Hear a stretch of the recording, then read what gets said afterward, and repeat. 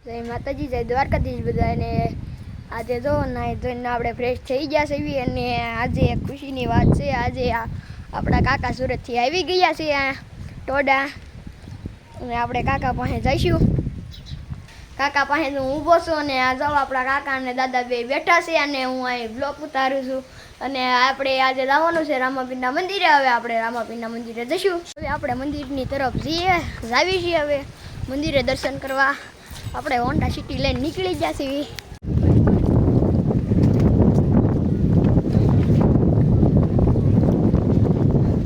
ઉપર જો થોડુંક અંધારું છે, એમ થાય એમ। આપણે મંદિરે પહોંચી ગયા છીએ। આપણે હવે મંદિરની અંદર જાવી।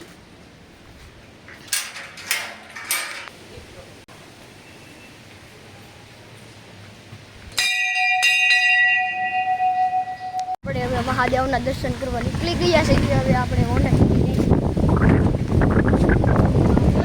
આપણે મહાદેવના દર્શન કરવા પહોંચી ગયા છે।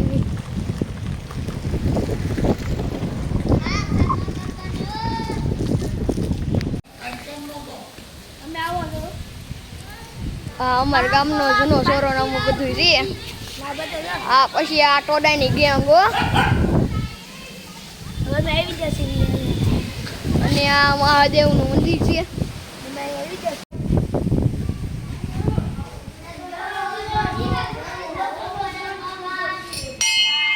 આ આપણો ભાઈબંધ તુષાર છે અને આપણે મહાદેવના દર્શન કરવા આવી ગયા છે અને આ બધું મહાદેવનું મંદિર છે।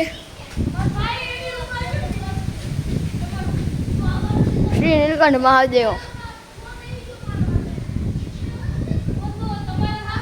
અને આપણે મહાદેવના દર્શન કરી લઈએ। આપણે હવે તો અહીંયા વિજયમાં સુધી હવે મંદિરે